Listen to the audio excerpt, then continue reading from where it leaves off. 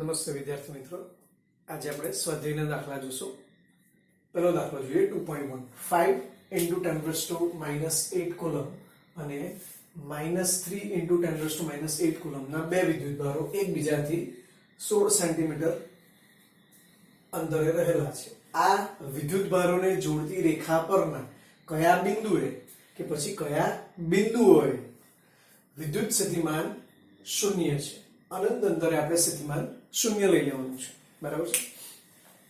તો આકૃતિમાં બિંદુ A પર Q1 એટલે કે 5 into 10 raised to minus 8 coulomb વિદ્યુતભાર મૂકેલો બતાવ્યો છે અને B બિંદુએ Q2 બરાબર -3 into 10 raised to minus 8 coulomb વિદ્યુતભાર બતાવ્યો છે.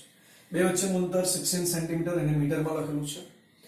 હવે પહેલું તો વાત એ કે ક્યાં સ્થિતિમાન શૂન્ય થઈ શકે, બરાબર છે. તો પહેલા તો આપણને કહી દીધેલું છે કે વિદ્યુતભારોને જોડતી રેખા પર, એટલે ઉપર નીચે આગળ પાછળનો વિચાર કરવાનો નથી, ખાલી આ રેખા પર વિચાર કરીએ. તો A ની ડાબી બાજુએ વિચારીએ. પહેલી શરત એ છે કે એક વિદ્યુતભાર ધન છે અને બીજો ઋણ છે, એટલે એકને લીધે ધન સ્થિતિમાન મળશે અને બીજાને લીધે ઋણ સ્થિતિમાન મળશે. એ પહેલી શરત તો પડાય છે, બરાબર છે. હવે બીજી શરત એ છે કે જે સ્થિતિમાન એક ધન અને બીજું ઋણ મળે એમાં બંનેના મૂલ્યો સરખા થવા જોઈએ. તો ધારો કે આપણે એ વિદ્યુતભારથી ડાબી બાજુએ કોઈ જગ્યાએ એક બિંદુ વિચાર કરીએ તો તે બિંદુ A થી નજીક છે અને B થી દૂર છે.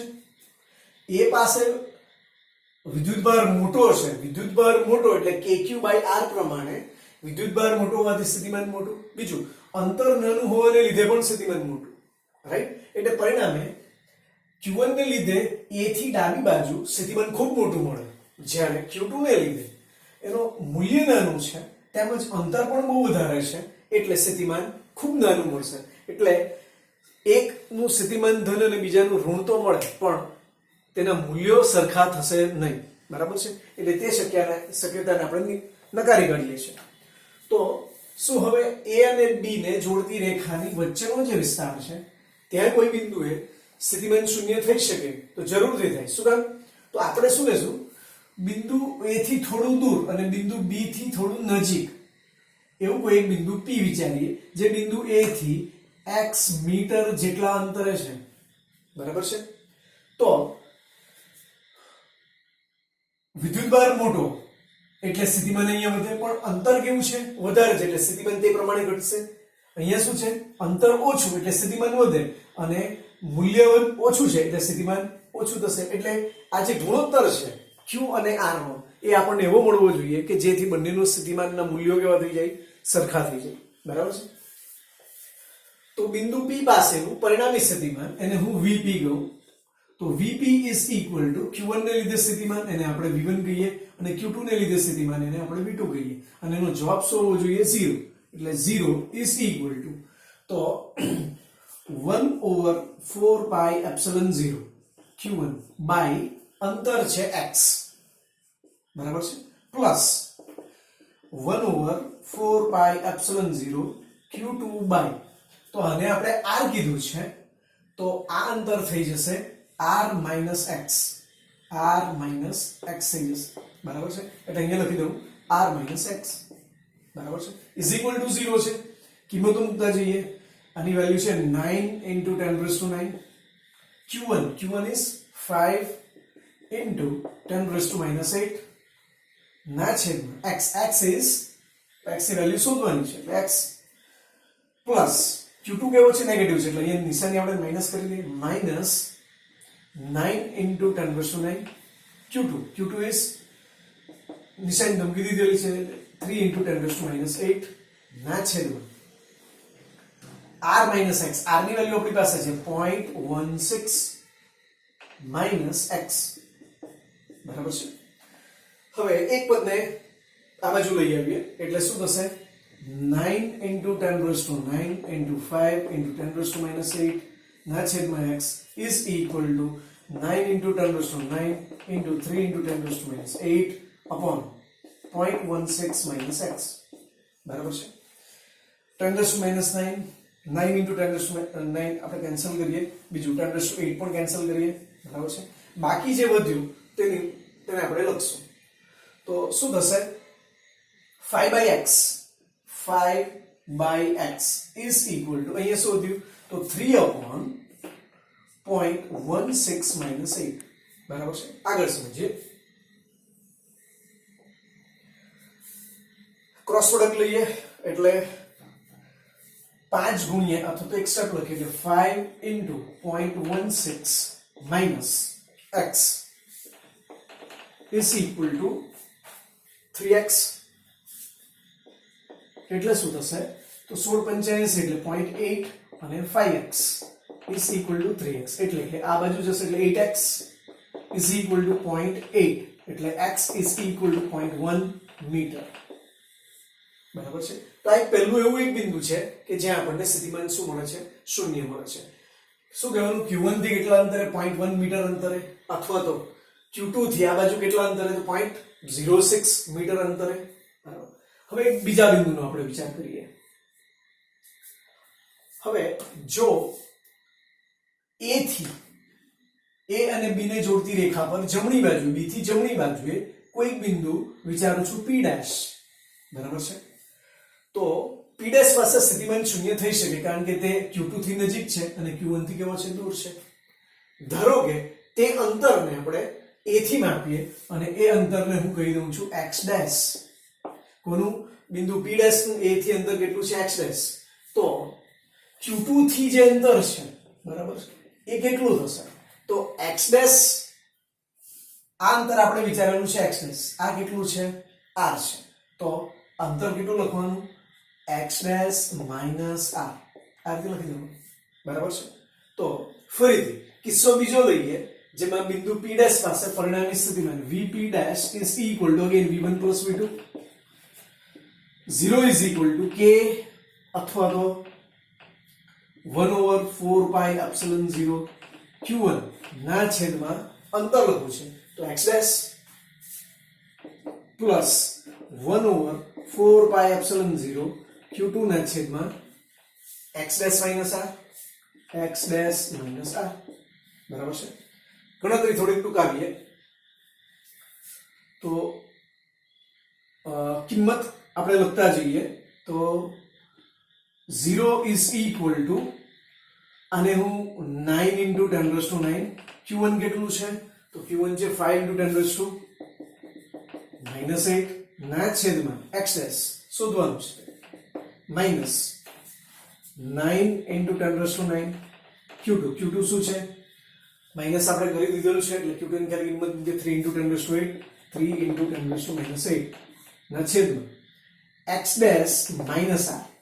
minus r માં r કેટલું છે તો 0.16 બરાબર છે. એટલે નેક્સ્ટ પદ થશે 9 into 10⁻⁹ into 5 into 10⁻⁸ ના છેદમાં x' is equal to 9 into 10⁻⁹ into 3 into 10⁻⁻8 -8 છે છેદમાં x' minus 0.16 બરાબર છે. 9 into 10⁻⁹ 9 into 10⁻⁹ કેન્સલ થશે 10⁸ -8 કેન્સલ થશે વધ્યું શું તો 5/x' is equal to 3/x' minus 0.16 બરાબર છે. હવે ક્રોસ પ્રોડક્ટ લઈએ એટલે એક સ્ટેપ અહીંયા લખી બાકી આગળ જોશું તો 5 into x' minus 0.16 is equal to 3x' બરાબર એટલે શું થશે 5x' ફરીથી 16 એટલે -0.8 is equal to 3x' આ બાજુ આવશે 0.8 પેલી બાજુ જશે એટલે 5x' minus 3x' is equal to 0.8 એટલા કેટલા થઈ ગયા 2x' is equal to 0.8 એટલે કે x' is equal to 0.4 metre અથવા તો 40 સેન્ટીમીટર તમે કહી શકો. એટલે કે બિંદુ A થી કેટલા અંતરે 0.4 મીટર જેટલા અંતરે બરાબર કઈ તરફ A થી B તરફની દિશામાં P' બિંદુ પાસે સ્થિતિમાન શું થશે શૂન્ય થશે.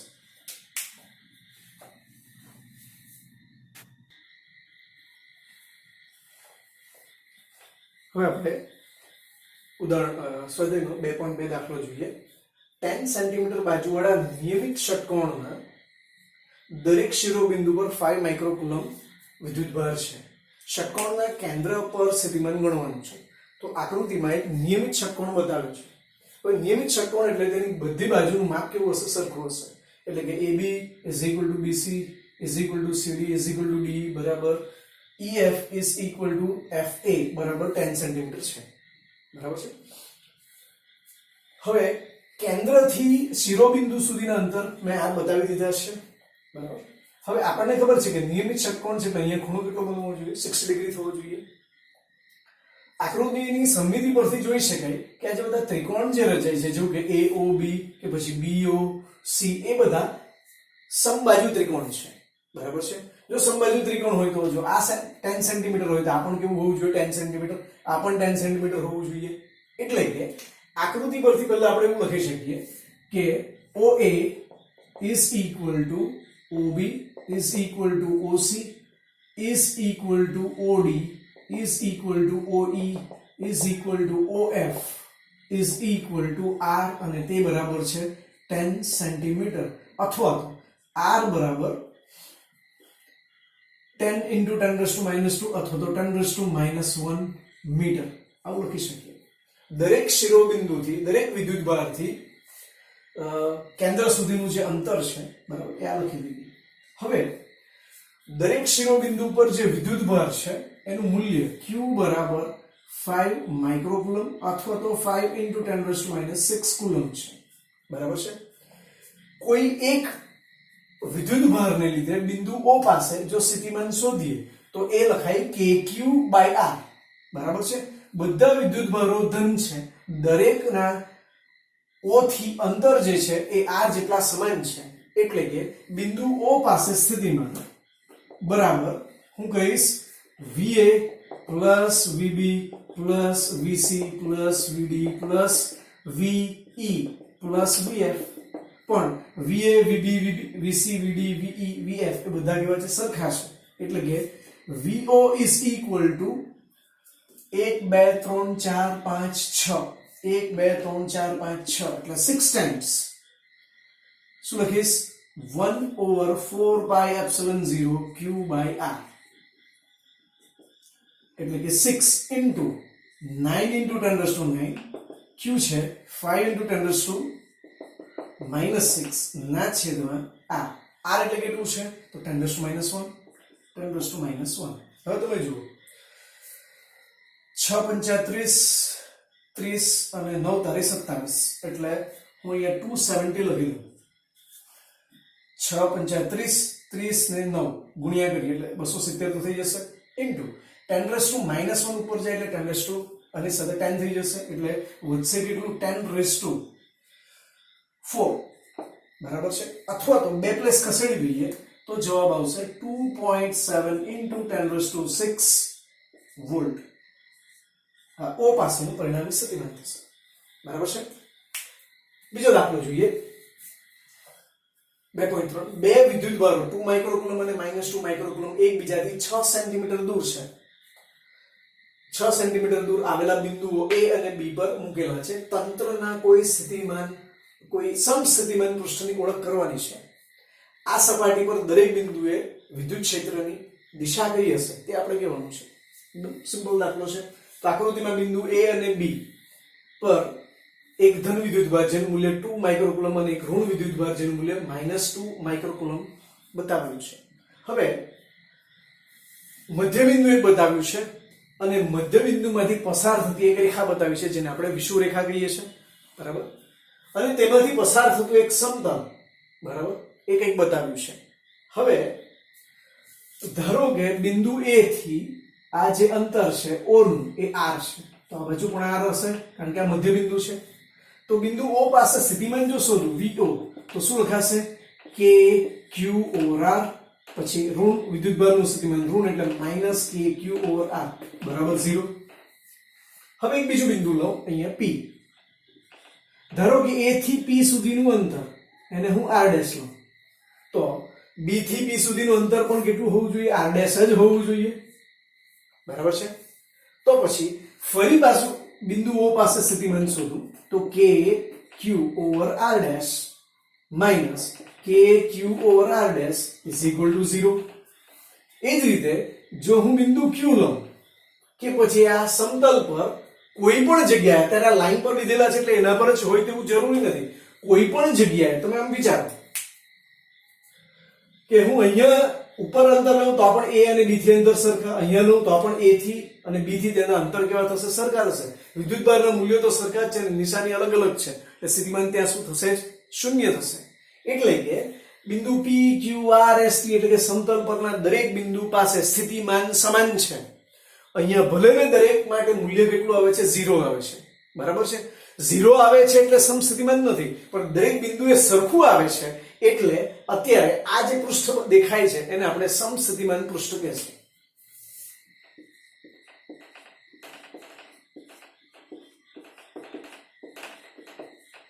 બરાબર છે? તમે એવું કહી શકો કે બે વિદ્યુતભારોને જોડતી રેખાના મધ્યબિંદુમાંથી પસાર થતી અને આ રેખાને લંબ એવી રેખામાંથી પસાર થતું સમતલ, અથવા તો એકદમ સિમ્પલ કેવું હોય તો વિષુવવૃત્તીય સમતલ, એ કેવું છે? સમસ્થિતિમાન પૃષ્ઠ છે. બરાબર છે?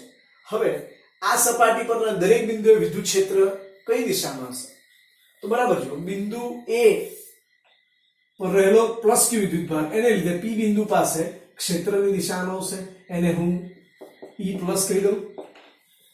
અહીંયા માઇનસ વિદ્યુતભાર છે, માઇનસ વિદ્યુતભારની ક્ષેત્ર રેખા એનાથી અંદર તરફની હોય એટલે આમ હશે. આ શું થઈ ગયું? E માઇનસ થઈ ગયું. તો પરિણામી ક્ષેત્ર આમ આવશે કે E સદિશ E આમ આવશે, જે કઈ દિશા બતાવે છે? તો ધન વિદ્યુતભાર થી ઋણ વિદ્યુતભાર તરફ અને AB રેખાને કેવું? સમાંતર. તો શું કહેશું? આ સપાટી પર દરેક બિંદુએ વિદ્યુત ક્ષેત્રની દિશા, ધારો કે બીજું કોઈ બિંદુ લઈએ, બિંદુ O, તો A પર રહેલો ધન વિદ્યુતભાર એને લીધે ક્ષેત્ર આ બાજુ, B પર રહેલો ઋણ વિદ્યુતભાર એને લીધે પણ ક્ષેત્ર આ બાજુ. બરાબર છે? એટલે જે બીજાનો જવાબ છે આપણો એ થઈ ગયો. B નો જવાબ શું લખશું? તો સપાટી પર દરેક બિંદુએ વિદ્યુત ક્ષેત્રની દિશા ડાયરેક્ટ લખું છું, વિદ્યુત ક્ષેત્રની દિશા કઈ તરફ? A થી B તરફ, A થી B તરફ, અને રેખાખંડ AB ને સમાંતર હશે. બરાબર છે?